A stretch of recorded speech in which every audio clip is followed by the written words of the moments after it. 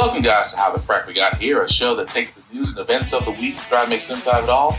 I'm your host, the most Will Buchanan, and on this show, we simply are all about the facts. There are plenty of news stations out there that simply want to do anything short but inform you.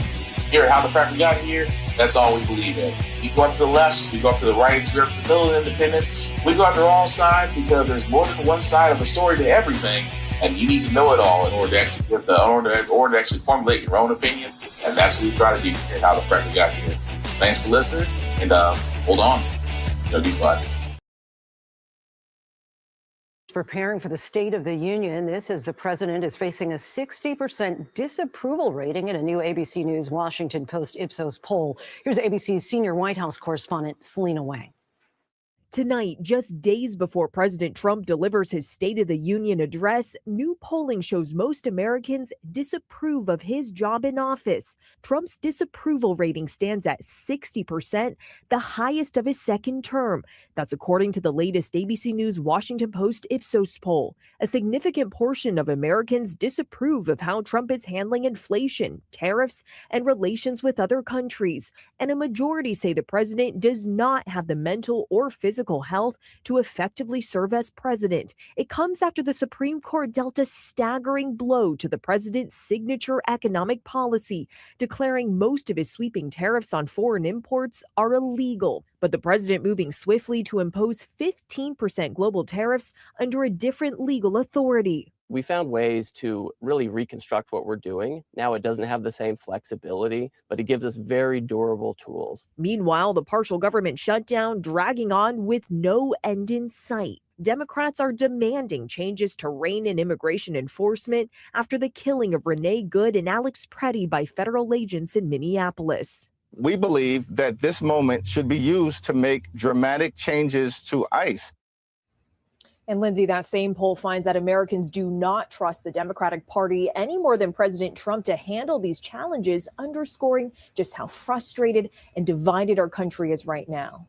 Lindsay. And the thing, that was before the State of the Union address. Today's date, February 25th, 2026, and this is How the Frack We Got Here. I'm your host, the most Will Buchanan. How the Frack We Got Here. We do take the events of the week and try to make sense out of it all. Before we get started, guys, we do pride ourselves on being a news podcast. We only cite from sources with award-winning journalism. We do not do sensational news like Fox News, The Blaze, The Daily Beast, now CBS, wherever extreme left, extreme right you get your views from. We simply don't do that. At the same time, we do try to watch our language on this show, and sometimes there may be things that might be shown that might be too intense for younger viewers. So viewer discretion is advised. Aside from that, welcome. So we are doing a little bit before and after. Of course, this is post the State of the Union address. Of course, beforehand, Diaper Don was looking at a 60% disapproval rating. And yet, I know for a lot of people, it's like, Will, are you really about to go over the State of the Union address? Briefly. And I say briefly, only because it was in fact the longest State of the Union address out there. This is true. Was there plenty of lies? Absolutely. But before the State of the Union address, the Supreme Court did something I never thought they would do, which is surprising that a lot of them decided to defy the man baby, striking down a majority of his tariffs. The Supreme Court's ruling on tariffs is deeply disappointing, and I'm ashamed of certain members of the court, absolutely ashamed, for not having the courage to do what's right for our country. I'd like to thank and congratulate Justices Thomas, Alito, and Kavanaugh for their strength and wisdom and love of our country, which is right now very proud of those justices. When you read the dissenting opinions, there's no way that anyone can argue against them. There's no way. Foreign countries that have been ripping us off for years are ecstatic. They're so happy. And they're dancing in the streets, but they won't be dancing for long. That I can assure you. The Democrats on the court are thrilled, but they will automatically vote no. They're an automatic no, just like in Congress. They're an automatic no. They're against anything that makes America strong, healthy, and great again. They also are a, frankly, disgrace to our nation. He sounds like a rejected, bitter ex. And I don't feel bad for him, folks. I don't. I don't feel bad for him because, number one, I did not expect the Supreme Court to hold up. Now, keep in mind, with the ruling, it knocks down a majority of his tariffs, which to where, if you believe Diaper Don over here, oh, everybody's been getting over on us. No, we've pretty much sacrificed manufacturing for cheaper labor overseas. And that was actually done at the request of the Republican Party many decades ago. But, we don't expect Diaper Don to remember anything that he wasn't a part of, or he doesn't want to take accountability for, or he doesn't want to be blamed for. It's always the wins because he swears he's winning. But the crazy part about this with Diaper Don was that after the ruling of the Supreme Court, what does this pendejo do? Decides to institute a 10% global tariff. Now, the crazy part out of all this is not only the fact that he thanked Kavanaugh, Alito, and the original blueprint for the Uncle Tom, Mr. Clarence Thomas, because I refuse to call him Supreme Court Justice. I also should call him a predator and should be in jail, but that's a whole nother story. But the fact that he thanked 3 out of the 9 justices that we have, because the other 6 went against him, even Amy Coney Barrett, a Supreme Court justice that he pushed for, because they had to get her in when the late RBG was barely in the ground, and they pushed her in as soon as humanly possible, also went against the tariffs, which is actually crazy that, of course, the winners in his mind are whoever that goes for him, because he likes to think that he's loved, but really he's just a dick. And at the same time, guys, again, with the 10% tariffs going into place, 10% global tariffs going into place. Again, this goes back to the Supreme Court telling Diaper Don, no, you can't do it at all. And if you try to do it, well, you're going to wind up right back here. But that's been the case, isn't it? Because almost everything has gone almost his way. I mean, the tariffs for the longest time, because again, the Republican Party, who in my mind are just as guilty as crap out of everything this man has done, they had the congressional power to stop Diaper Don, and they didn't want to. So in my mind, this administration under Trump, they are all guilty. They may be accomplices before and after the fact, but they're all freaking guilty. And at the same time, he doesn't like the fact that he loved the Supreme Court, guys. You got to remember, everything was Supreme Court. Oh, well, we're going to get this to Supreme Court. Oh, well, we're going to push the Supreme Court. I have never, in my almost 43 years on this earth, I have never heard a president say Supreme Court so much like it's its own personal court that he can just call and have cases submitted to. He is the only president on record that has sat there and summoned the Supreme Court like it's a Pokemon. And at the same time, the one time the Supreme Court goes against him, now all of a sudden he's rejected. Oh, they don't know what they're doing. They're all idiots. I expect that from a senile, diaper-wearing, catheter-laced, not all quite there, possible dementia, and Alzheimer's idiot. I expect that. But I'm not surprised either that now the whole thing about, oh, the Supreme Court is not going to go with me on this one. And they shouldn't. Because the Supreme Court is not tied to any political party. Shouldn't be. Much like the IRS, much like the U.S. Treasury, much like the Labor and Statistics Board. I can keep going down the list of all these departments that don't serve left or right. They only serve the people, in which Taco has taken upon himself to try to use the Treasury as his own personal piggy bank. He hasn't succeeded yet, but he's definitely trying. But let's go ahead and get to the State of the Union address. And it's 3 minutes, guys. It's 3 minutes. Okay, it's just the highlights. I just want to show how much, and pardon my French, because we're barely 10 minutes into this podcast, how much of a shit show it really is. But without further ado, it's 3 minutes. Just bear with me. The President of the United States.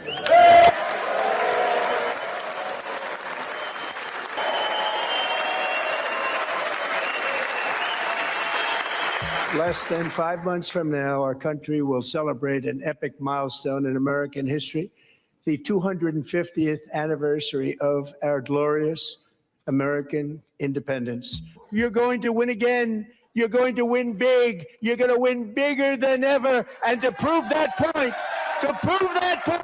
here with us tonight is a group of winners who just made the entire nation proud.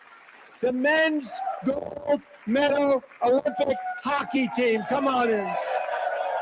I used these tariffs, took in hundreds of billions of dollars to make great deals for our country, both economically and on a national security basis. And then just 4 days ago, an unfortunate ruling from the United States Supreme Court. It just came down. Very unfortunate ruling. But when it comes to the corruption that is plundering, it's plundering America. There's been no more stunning example than Minnesota. I am officially announcing the war on fraud to be led by our great Vice President J.D. Vance.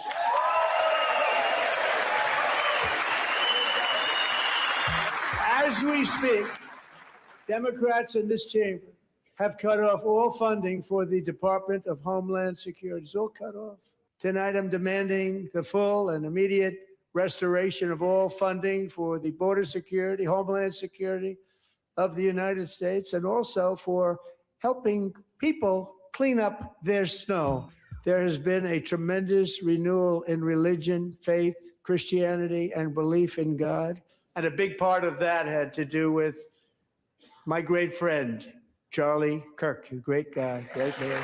In Charlie's memory, we must all come together to reaffirm that America is one nation under God, and we must totally reject political violence of any kind.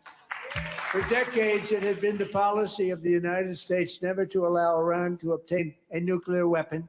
They've already developed missiles that can threaten Europe and our bases overseas, and they're working to build missiles that will soon reach the United States of America. The revolution that began in 1776 has not ended.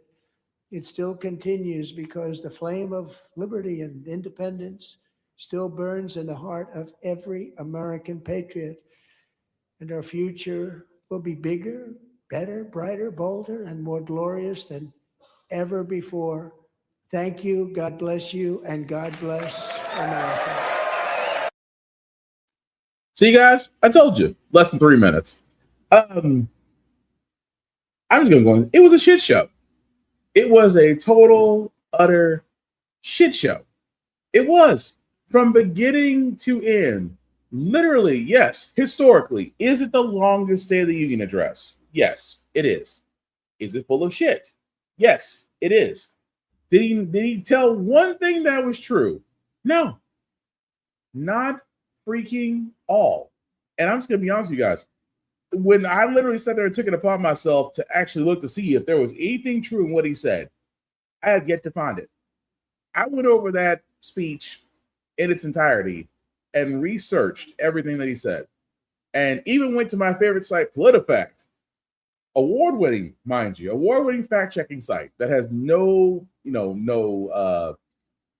ties to the left, no ties to the right. They just explain the facts as they are.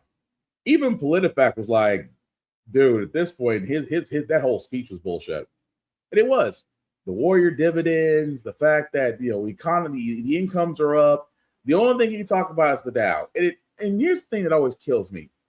Why is it that the mark of a great economy is how the stock market how the stock market's doing for that country? I've never understood it. Because literally in post-pandemic, we were in the middle of a pandemic and companies skyrocketed. I mean, from grocery stores, electronics, you name it, all these big companies had record profits in a pandemic. This was during the height of COVID, mind you, and they had record profits. Even now, post-pandemic, still got record profits. But income has not increased. People are paying more because the cost of living has gone exponentially up. Incomes have not increased. 401ks have not increased. Which, again, this is the reason why for a lot of people that were actually looking at the State of the Union address, it's like, no, because I pay more now. I pay more now at the pump. I pay more now in loans. I pay more now for food. I pay more now in utilities. I am paying more now for the same services that I get. And at the same freaking time, I'm not winning, as Diaper Don loves to say. Because let's also be honest, guys, and I'm just going to go ahead and say it. The State of the Union for Diaper Don was nothing more than his own personal Fox News echo chamber for almost 2 hours. Because he basked in the applause. You can just look at him. He's like a little kid that, does a cartwheel and then goes looking for his dad and goes, "Dad, look at me, I did a cartwheel. Oh, yay, yay." Because that's what they did. The entire GOP party, every time Diaper Don said something, "Oh, stand up and applause." I kept on waiting for the guys to, like the seals at a water park or an aquarium. Whenever they do a trick, there's always that one trainer with a bucket of fish and toss them up that trick. And after they do that trick, they're just, clapping their hands. I don't know what they call them on seals. I apologize. But that's what it felt like with the GOP party last night. It was stand up, applause. Oh no, Diaper Don said something. We don't know if it was good or not. Stand up, applause. Give him applause because that's all he wants. Because this man, this excuse of a snowflake, all he wanted was applause. And to sit there and say, "I'm winning," they can't stand it. Even though I love the fact that 74 Democrats didn't show up. 74 Democrats did not go to State of the Union. And here's my thing, Democrats. You know what would have been a more powerful statement if none of the Democratic Party was there.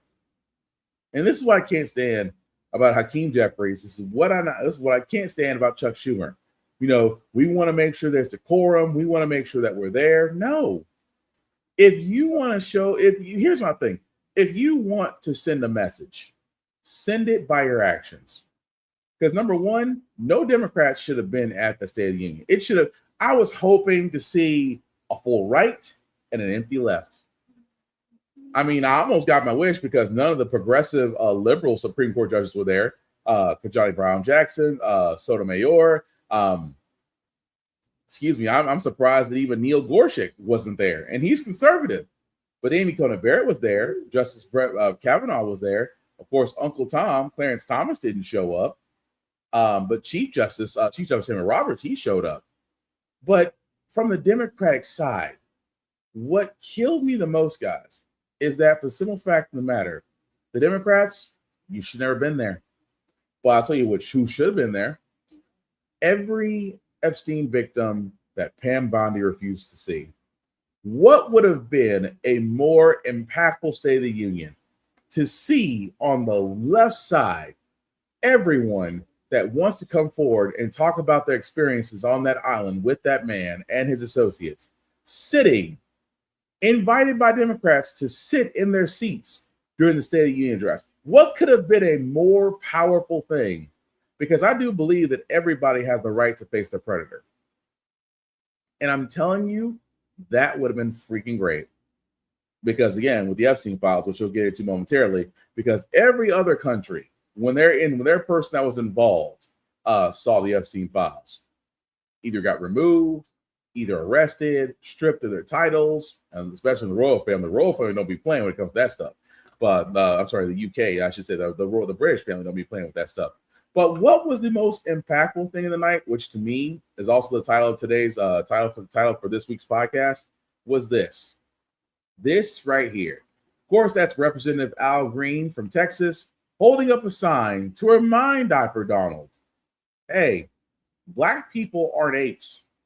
Which, for all those that don't remember, Trump, and we know it was him, Diaper Don posted on his Truth Social a video depicting the former President Barack Obama and former First Lady Michelle Obama as apes. And then they try their hardest for 4 freaking days. Oh, well, it wasn't him. It was a staffer. It was a staffer. The mysterious staffer that no one can find that apparently wasn't fired. And then, of course, Taco, I keep on calling him Taco. He's a Diaper Don. But Trump never apologized. For a lot of people who don't know this, Trump never apologized. He sat there and said, oh, it wasn't me, it was somebody else. And then his secretary just 48 hours later, 24 hours later, turns around and sit there and says, hey guys, if it's on Truth Social, it came from the president. So he did it. But I want to show that picture because that picture is powerful. He needs to be reminded because he is a racist piece of caca.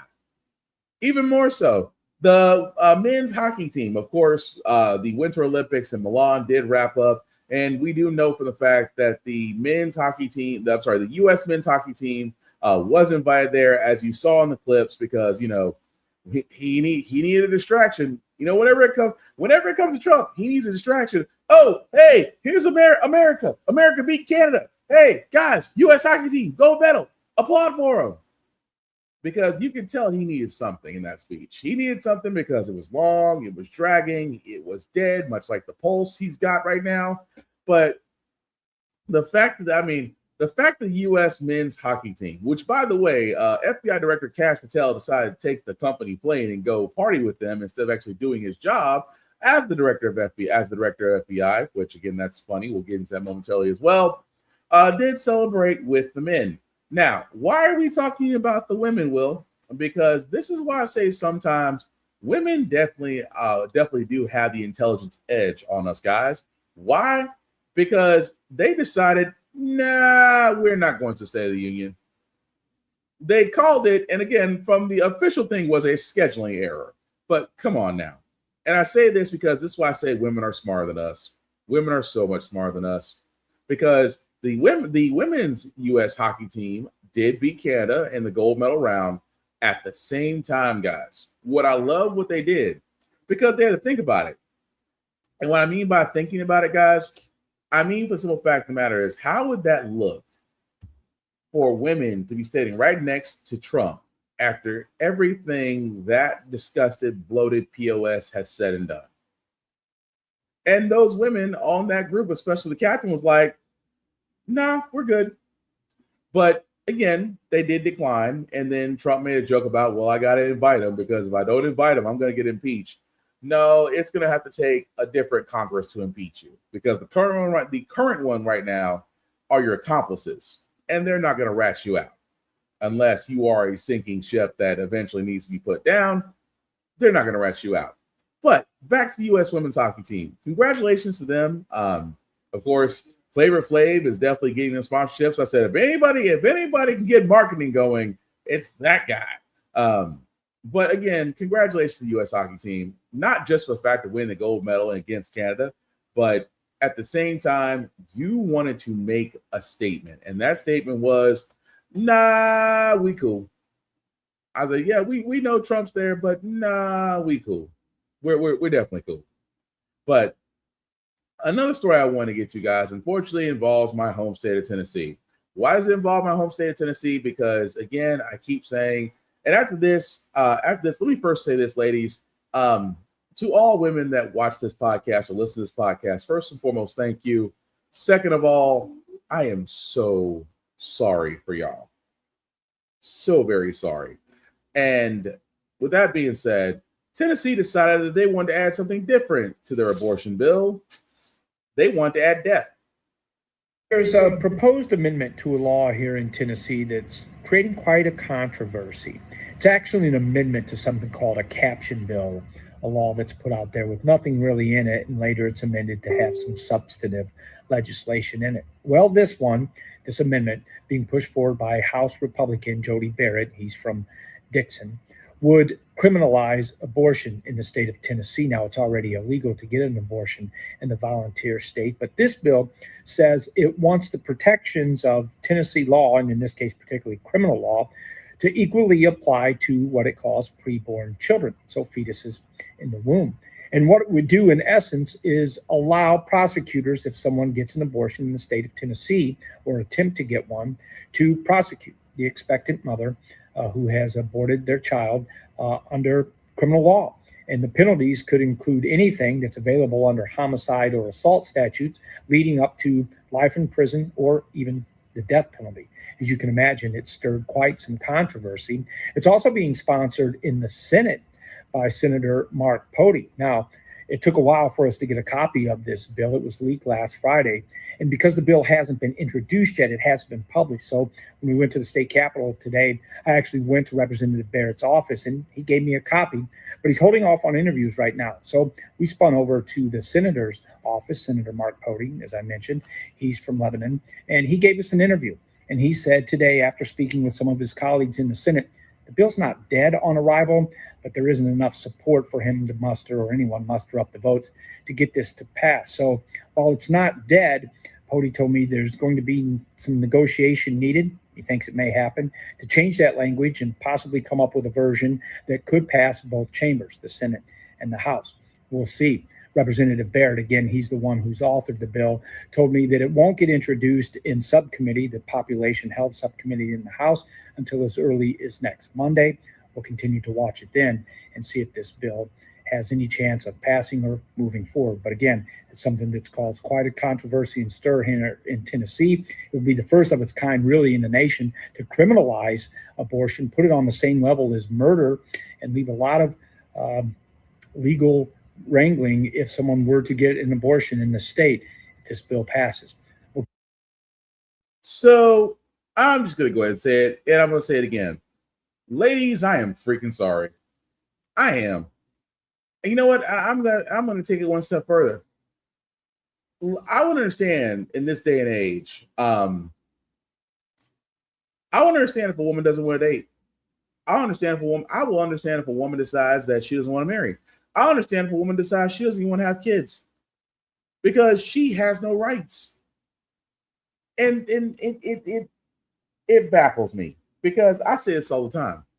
I say this all the time to so-called pro-birth, pro-life individuals because they're idiots.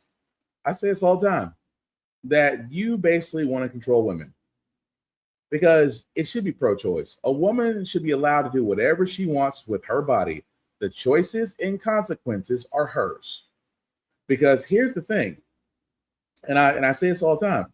If you told a man, and I'm being completely honest here, if you told a man the same thing you told a woman, and I mean by that is tell them that their body's not theirs. Tell them every time that they decide to stir the secret sauce that it's murder. Tell them every time that they decide that they don't want to be a part of something, it comes with death. Oh, there'll be riots in the streets. Oh, how dare you sit there and tell a man that he can't do this? Okay, replace that with a woman. And that's why I said I feel for ladies. And now, like I said, me with my wife, my sisters, and my daughter, and having a lot of friends I know that are of the female gender, I get it. I'm like, as far as the male gender, I apologize profusely, but I get it. I get it if you want to be yourself. Because if you thought The Handmaid's Tale was just a suggestion, these fools in this state are trying to make it a reality. Because, and I say this all the time, the GOP does not view women as women. They view women as objects. They view women as baby-making, producing machines. You like if you've ever been to a cow farm where, you know, most of the cows are hooked up to machines, there are udders hooked to machines, and they're milked. I mean, it's supposed to be all humane and whatnot, but there is a process for that. They're trying to do the same thing with women and pretty much saying you have no choice. And I hate that because that is so beyond not true. But the simple fact of the matter is that a woman can do whatever she wants with her body, and you could hate it or not, but it's her body. And if you feel that way about your body, but can't understand why it can't be the same way for a woman, not only are you a hypocrite, you are fracking stupid. And I stand on that. But yes, as of right now, they are trying to make this work. I fear for the women in this state because this state is progressively backwards and they're trying to take it back to the 1940s. All because some misguided group of individuals don't like how other people different from them live their lives, and they think they know better. That, my friends, is called white privilege, and it needs to stop. But move right along, guys. I did want to cover this as well because, Trump would love nothing more to have his name on everything. I think because the clock's running out and this man's trying to make sure his name's on every freaking thing.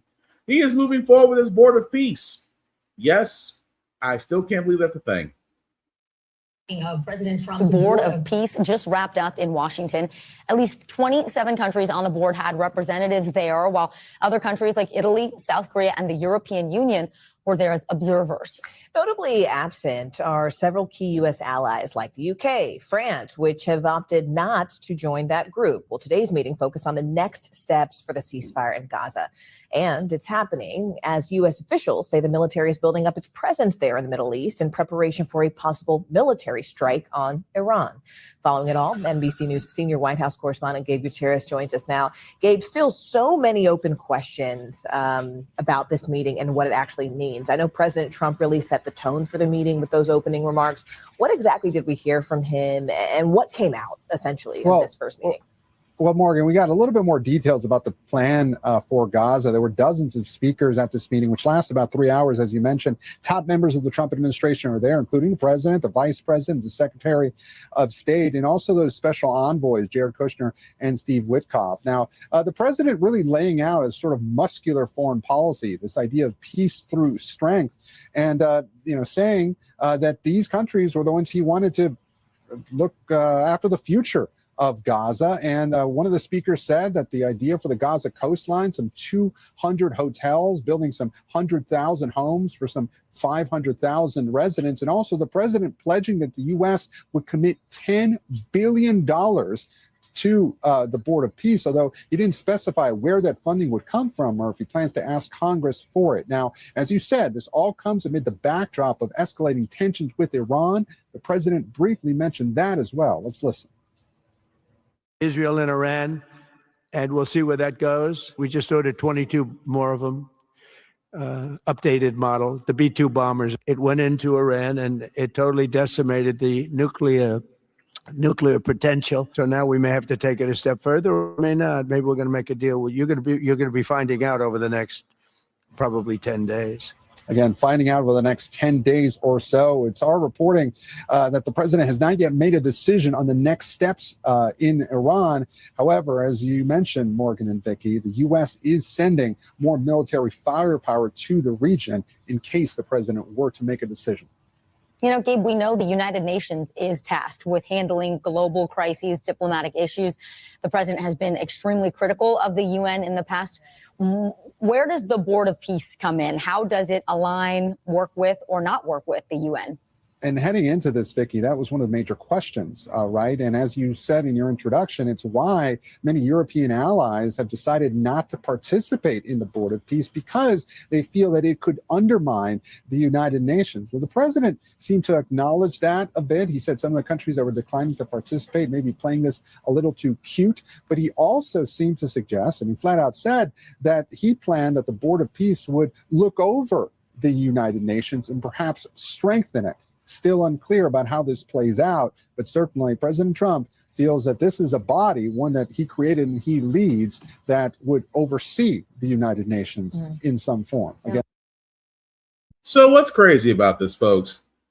This Board of Peace is really Board of BS. That, again, this is Donald wanting to sit there and say, oh, I don't like NATO. I don't like United Nations. But I like it. I like the Board of Peace because I created it.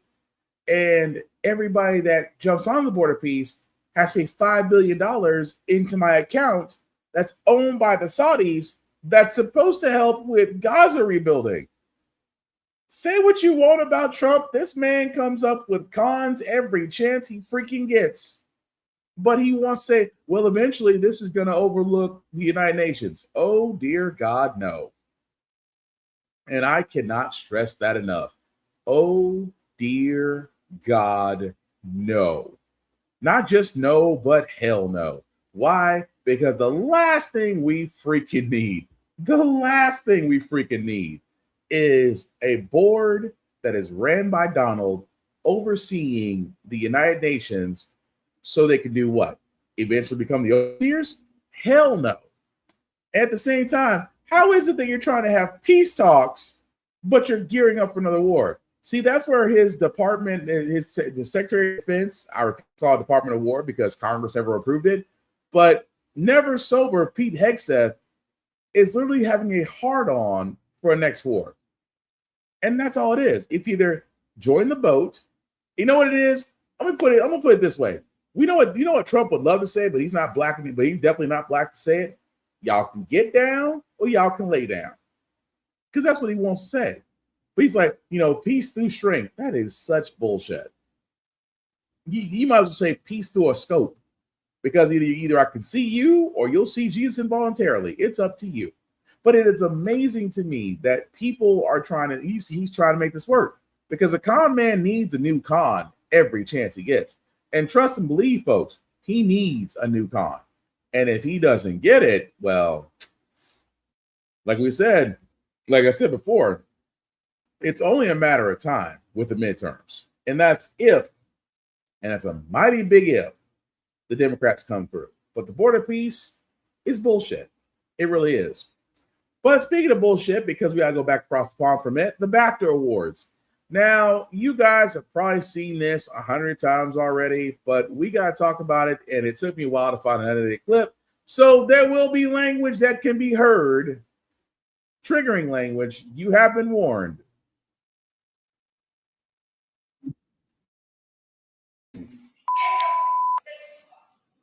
We apologize if you were offended. After the night for a vital part of movie making. We're here to celebrate a place which is very troubled. Are delighted to be presenting the BAFTA for Supporting Actor this evening.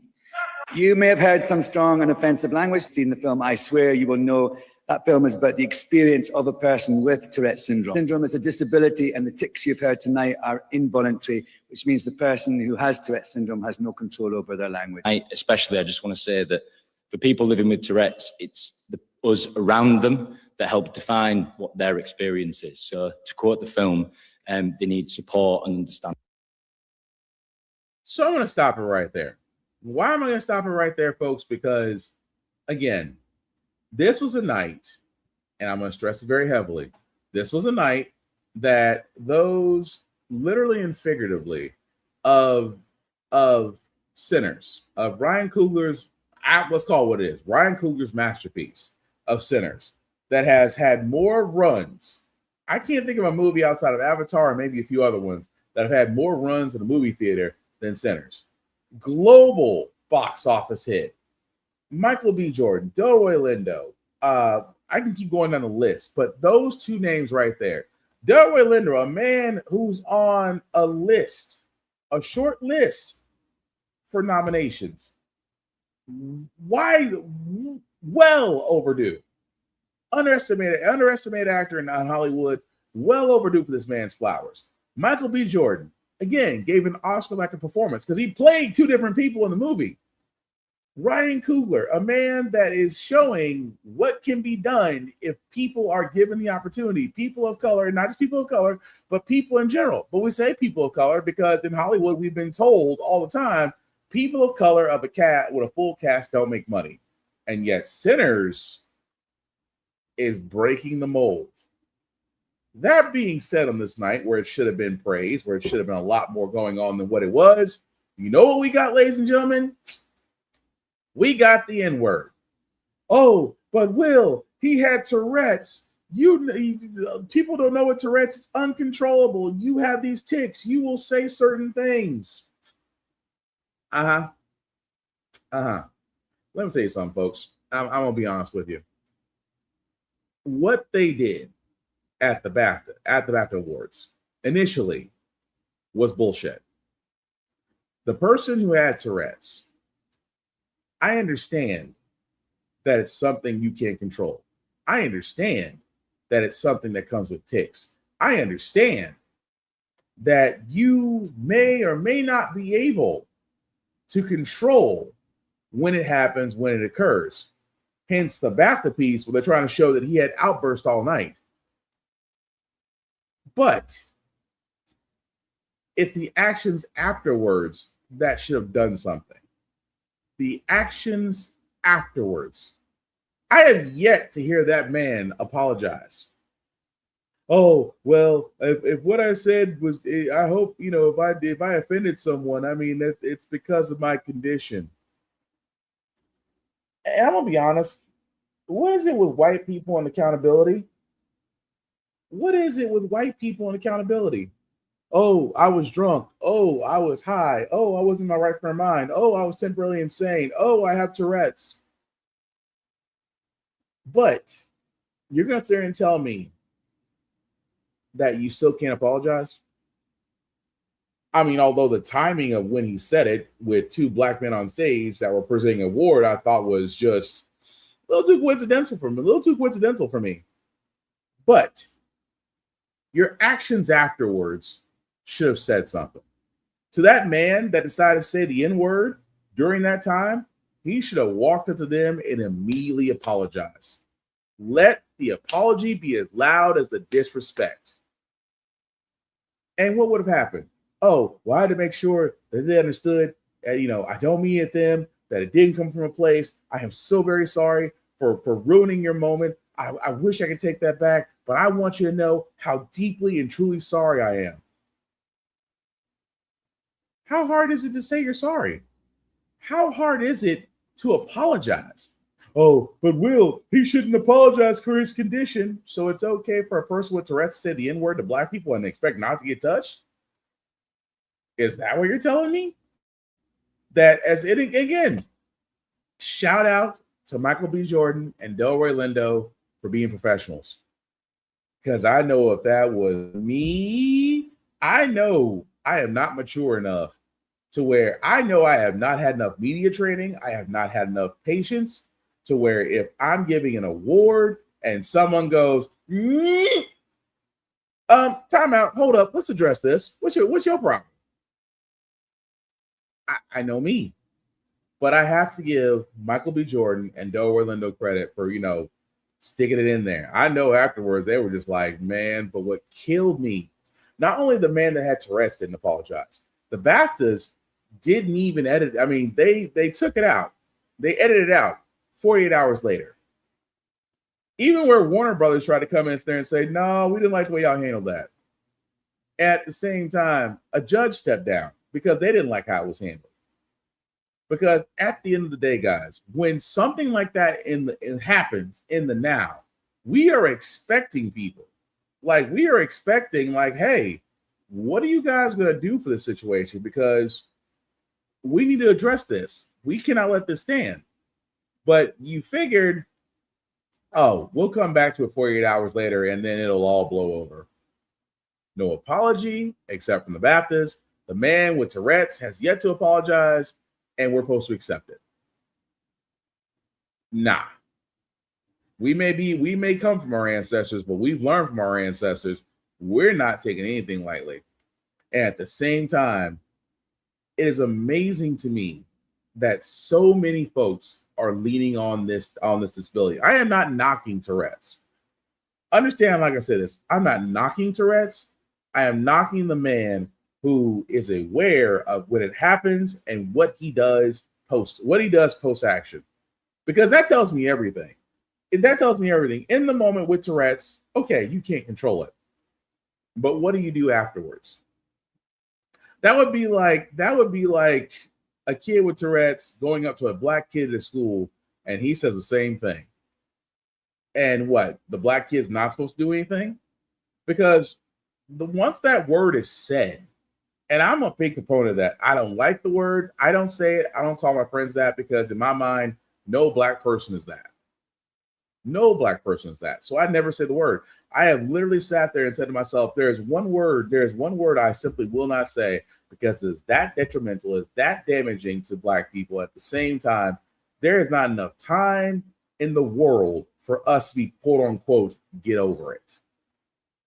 There is not enough time in the MCU for us to get over that because it is a trigger. It is something that is reminding us that it could be 2026, but we're still back there. because somebody thinks it's an okay word to say.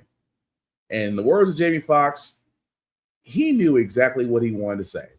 But again, just my opinion. He could have apologized. BAFTA could have handled it better. But it is amazing whenever it comes to Black folks, we are given the 48-hour treatment and not the immediate turnaround. Unless we do something, then they expect us to be groveling on our hands and feet immediately right then and there. But tell me when I start telling lies. But moving right along, guys, I did want to cover this again, going back to Cash Patel. There is a reason why we're covering him because, well, part one of this is that you remember that case that Special Counsel Jack Smith was going over that Trump basically held documents that, again, she never had before, and yet because he became president, they actually had to make the case go quiet. The same judge that actually dismissed Jack Smith's special counsel, has now decided, yeah, we're not going to release the files that he had either.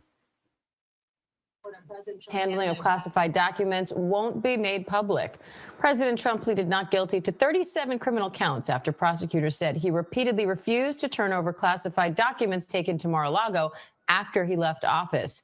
Judge Aileen Cannon dismissed the case after deciding Smith's appointment was unlawful.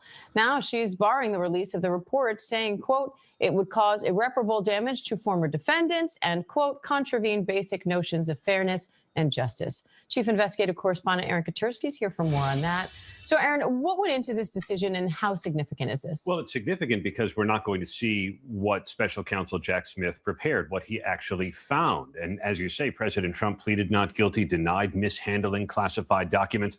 But we know classified documents were found at Mar-a-Lago, many of them just packed haphazardly in boxes stacked in a bathroom. So the public will never know what kinds of documents were there. We had some sense from our reporting, but won't know the full extent because Judge Cannon has decided the report cannot be made public. And this was something that Trump asked for, his Justice Department agreed with, and now the judge that he appointed has affirmed. Is this the end of the discussion, or could these documents still be released eventually? It's not clear who necessarily would appeal because everyone agrees, right? It's Trump, the people he appointed, but it's possible members of the news media could try to force the issue at the 11th Circuit or even higher if it comes to that. But for the moment, the report is not going to be made public ever. The judge did not go as far as Trump wanted, which is to say, destroy the report. It will continue to exist, but it's going to be limited disclosure to within the Justice Department. So, ladies and gentlemen, what you basically are seeing is a cover-up. And for a guy that sits there and says he's done nothing wrong, his Department of Justice might as well be his own personal court, might as well be his own lawyers, personal lawyers, are making sure that anything regarding Trump doesn't get released. Now, keep in mind, it's the report on Trump's handling of classified info. Now, if he's done nothing wrong, then certainly there's nothing damaging that could affect him. And yet, the same judge, Judge Aileen Cannon, who again is a Trump-appointed judge, not only throughout Jack Smith's special counsel testimony, she is now saying that, no, we're going to block the release because there's no need for that to be out there. Ladies and gentlemen, that is what you call an effing cover-up. And that's exactly what the Department of Justice is doing. This is why when we talk about what's happening with three people that are involved under Epstein, this is why I have next to nothing in faith under Pam Bondi. Her job is to not be Attorney General. Her job is to basically be Trump's personal lawyer with the title of Attorney General. That's all it is. And now, what's the problem? The problem is that Trump is scared. Trump has to have a plan B. Trump believes that the Democrats really do get the House and the Senate in a major way come midterms, that yes, the first thing they will try to do is impeach him. Because without the presidential seat, Trump knows he's going to prison. And like I said, because again, the DOJ's standing opinion is you can't indict a sitting president, which I've never understood. Other countries have indicted their presidents for many decades. But yet when it comes to the US, once you're the president, you're somehow immune. But that's only half of the story. that very same issue, that very same documents that are being protected right now, 7 FBI agents were fired from a guy who took a company plane to go celebrate with the U.S. hockey team. And I wish I could make that up. Are reporting that the FBI has just fired at least 7 FBI agents and support staff as a result of their role in the classified documents case. This is involving records Donald Trump kept at his club at Mar-a-Lago. Now, that is according to 3 people familiar with the matter. An FBI spokesperson did not immediately respond to a request for comment on the terminations. Well, MS Now senior investigative correspondent Carol Lenig, who just broke that story, joins us. Also with us is Christina Greer, associate professor of political science at Fordham University. She's the author of How to Build a Democracy, From Fannie Lou Hamer and Barbara Jordan to Stacey Abrams. Carol, please talk us through your reporting and which questions still remain. Well, you know, Alicia, I thought we were done with FBI agents being fired en masse, but tonight we got a tip that, and it wasn't that hard to confirm, that multiple agents and some support staff, at least 7 agents, were fired in relationship to their role in the Mar-a-Lago, what's known as the Mar-a-Lago documents case. You'll remember the FBI opened an investigation after determining there was probable cause to believe that Donald Trump had top secret classified records at his club when he was no longer president after he had left the office in January of 2021. These individuals were fired, we are told by sources, were fired because they played some role in seeking investigative materials and specifically phone records, metadata about the phone calls of Kash Patel, who is now the FBI director, and Susie Wiles, who is now the chief of staff for the White House. The choice of these firings now is interesting because the FBI director fired, or his predecessor fired, many FBI agents immediately after Donald Trump's inauguration. So the question arises, why now are these individuals considered suspect or unprofessional or violating their oath of office? Because cover up. That's all it is. This is this is the thing that kills. This, I will always say there and say this. Whenever you see the cover up, ladies and gentlemen, this is what usually happens. They will turn around and they will sit there and say, "Oh, well, this can be damaging toward the president." They've done that in every case. They try. I mean, that they couldn't get the rape case that one individual had won, because again, that was sexual assault, not rape. That's the reason why he can still be considered a predator. They couldn't get the Manhattan fraud case because, well, Letitia James made sure that his ass was guilty. The only things that they actually stopped, which again, 2 of them could have landed him in prison. Of course, the Florida case, which is document handling, which is the one we just talked about with Jack Smith being special co-counsel, that for all those that don't remember, Trump asked for a special counsel, and Jack Smith was that said person. And also in Fulton County, Georgia, where Trump had directed the FBI, along for some odd reason, Tulsi Gabbard, the director of national intelligence, to basically take the voting records from the 2020 election that he supposedly was thought it was rigged. And keep in mind, folks, this is the same Fulton County, Georgia, where former DA Fannie Willis was going after Trump for election interference. That because of his wrangling, him pushing back, complaining, getting the DA in trouble, and eventually when he became president, the case was thrown out. It's all effing cover-ups.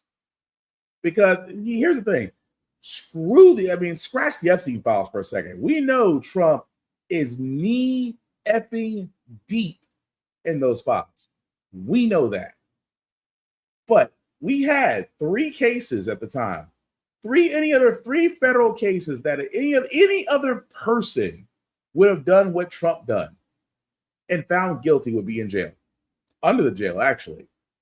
But yet this man, because again, this is the reason why the presidential seat is so valuable to him, because his DOJ will not prosecute. Pam Bondi will not prosecute. If there was a smoking, I'm gonna be so honest with you guys. If there was a smoking gun in the Epstein files, and it points to Trump, red-handed, above suspicion.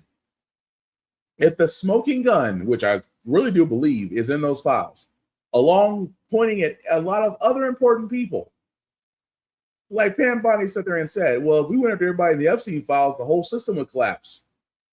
All right, why not? Because again, this has been going on for so long. There's so many victims out there. If the system is going to collapse because a few pedophiles, a few predators and pedophiles just simply are in high influential, powerful places, yes, they do need to come down. We've seen other countries bring down rich people and regimes for much less. I would not be against it. But I'm also saying this is why Pam Bondi will never prosecute, because Trump has found his shield in the Department of Justice, and she will not, and she will do her job. And when I mean doing her job, she will be Trump's personal lawyer disguised as an attorney general. And here's the crazy part, because I talk about the Epstein files, just because this is the last one before we get to our feel good segment. Like, for example, and again, here's the crazy part. This man, Richard Axel of the Columbia Brain Institute, he's a co-director and was also a setup for the Nobel Prize, will resign as co-director of the Zuckerman Mind Brain Behavior Institute to focus on his own research.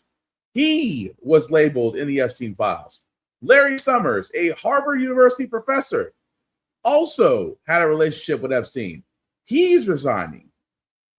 Bill Gates admits affairs because admits he had many affairs and says his Epstein association was a huge mistake because he stepped down from speaking at a certain fundraiser, but because of his, again, ties to Epstein, he decided to step down. Now, ladies and gentlemen, that's 3 individuals. In other countries, 2 individuals have lost their titles. 2 individuals lost titles, lost land. 1 is arrested. 1 is in prison from the Epstein files. Now you got to think, this is in 2 different countries. We're not even sure with these 3 million plus documents, these 3 million plus page documents. We're not sure how deep that rabbit hole goes, ladies and gentlemen. We really don't. But I hate to say it, out of all of this, I don't think we are going to see the justice that we should see under Bondi. And Bondi has every chance in the world to do the right thing. As the AG, your job is to go after everybody, the president included. If there's evidence to indict and convict, because she went after Letitia James and lost that battle. She went after a former FBI director, James Comey, lost that battle. She's now trying to go after independent journalist Don Lemon. And I guarantee that's going to be thrown out. Because it's amazing. She's going after everybody that talked about Trump in some way, but yet will not go after the man when the evidence is right in front of you. Again, ladies and gentlemen, we know a cover-up when we see one, which makes the midterms that more, it makes it matter that much more. Because the midterms, again, Democrats, you guys have the ability to turn this whole ship around. If you do get overwhelming majority in the House and the Senate, you have to get 2/3 of the House and Senate. That means you have to get 80% of the House. You have to get at least 65% of the Senate. That's more than 2/3.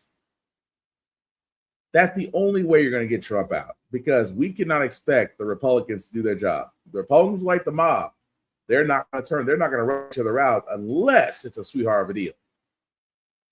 Just saying. But we're going to move on to our feel good segment, because usually guys don't have the fact we do. Usually when I get my words together, usually don't have the fact we got here. We do cover a lot of things that are doom and gloom. Sometimes make you fake humanity, but hey, it's Wednesday. Tomorrow's Thursday. We're going to hopefully have a good Thursday, but we will leave you guys out some feel good news, some good vibrations, and hopefully the next one will do that. I did talk about a little bit earlier today about the USA women's hockey team winning a gold medal in Canada. I would cover the guys, but the guys decided to go to a Trump rally, and that tells me everything I want to know. But anyway, good news. Tonight, the gold medal thriller for the U.S. women's hockey team late today. Janae Norman, lucky enough to watch it all right there in Italy for us. Janae? David, we were there in the arena. The atmosphere was electric as Team USA stunned Canada with a thrilling comeback win in overtime. They struggled at the start, not scoring in the first period, but they bounced back big, David. Team captain Hillary Knight tying the score at 1 late in the third period with her record-breaking 15th Olympic gold, and that pushed the game to sudden death overtime with Megan Keller's game-winning goal. You can see the puck going in there on the left, clinching gold for the American women. And David, if that wasn't enough, right after that win, another for Team USA, this time in figure skating. 20-year-old Alyssa Liu earning gold in women's singles, the first gold medal for an American woman in that category since 2002. David, in 2002, Alyssa hadn't even been born yet. And now she's impressing us all. Janae, thanks so much. Looks like you're having fun. And again, shout out to the USA women's hockey team for winning a gold medal against Canada. Canada has always been good. Always had great hockey teams. And again, want to shout out the women because you guys deserve it. And also shout out to the women showing Taco. Yeah, we're not putting up with your shit. But don't you feel good news? I digress. That being said, that's going to do it for this podcast, guys. Thank you all for watching, for liking, for letting people know it's live. I certainly appreciate that. Some shameless plug before we do guys. Shout out to APR TV. Why? Because How the Frack We Got Here can be seen on APR TV. It's an app that's on the Roku app or Amazon Fire. You can definitely check my show out as well as other shows on APR TV. Definitely take a look. You will not be disappointed. Also, BlurStation.com. You guys heard me talk about BlurStation.com for a couple of years now. It is a streaming site for content for us, by us. Movies, television, music, you name it, they got it. They will also be at BlurCon this year. BlurCon, of course, will be in D.C. from March 6th to the 8th. Again, if you are going to be in the D.C. area, I highly encourage you to go to BlurCon. Again, it is a vibe. Of course, this year is Geeknik. I didn't come up with the title, but hey, it is what it is. But if you have a show, an idea, or anything that you want to advertise, we will actually have a live stream at Blur Station for BlurCon all 3 days. If you do actually have something that you do want to be advertised on our stream, simply go to BlurStation.com, click the live stream, and if you scroll down, you'll see all 4 tiers that we offer for advertising, guys. Please click on the one that best suits you and your idea, your show, whatever you want to advertise will be on the Blur Station live stream all 3 days. At the same time, guys, don't forget about BlurStation.com. $10.99 a month to stream Blur Station, and Blur Station can be streamed on all smart devices.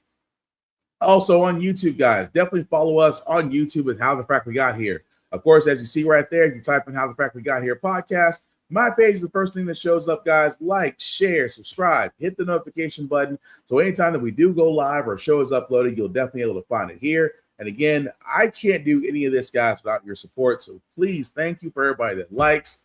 Thank you for people that walk up and say, hey, I recognize you. I watched your show.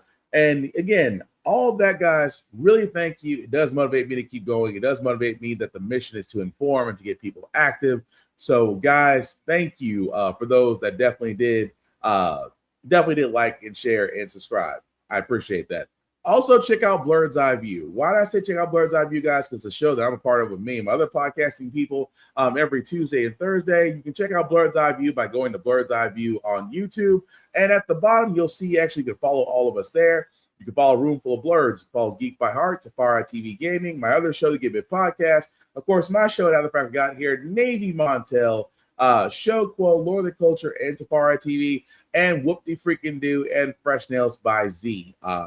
Again, guys, we would certainly appreciate it because, again, we'll be going live tomorrow with Roxy Hayes as our guest. Definitely like, share, subscribe, hit the notification button. It is always a fun time whenever we do it. Also, guys, check me out on Spotify, on Apple Podcasts, on, well, pretty much everywhere you get your podcasts, you can find us. Whether in audio form or video form, it is How the Frack We Got Here. Again, like, share, and follow, guys, because I am just trying to spread the good word and inform people. And also my own personal social, Black_Spartan615, also can be found everywhere, guys. You can like and follow me. I usually talk to everybody. Just don't make it weird. I don't want to get in the habit of blocking people. But that being said, guys, again, please check on your mental. Mental is just as important as your physical. I cannot stress enough with the doom scrolling and just everything that's going on in the world. Please take time out for yourself. Please make sure that you are cool before you go help somebody else. At the same time, relax. It's going to be all right. At the same time, black men, I am speaking to black men. Guys, working out is cool. I'm a big proponent of working out. but please go to your doctor, not just for the physicals. I mean, get everything checked. You know, when you reach a certain age, some things got to get checked.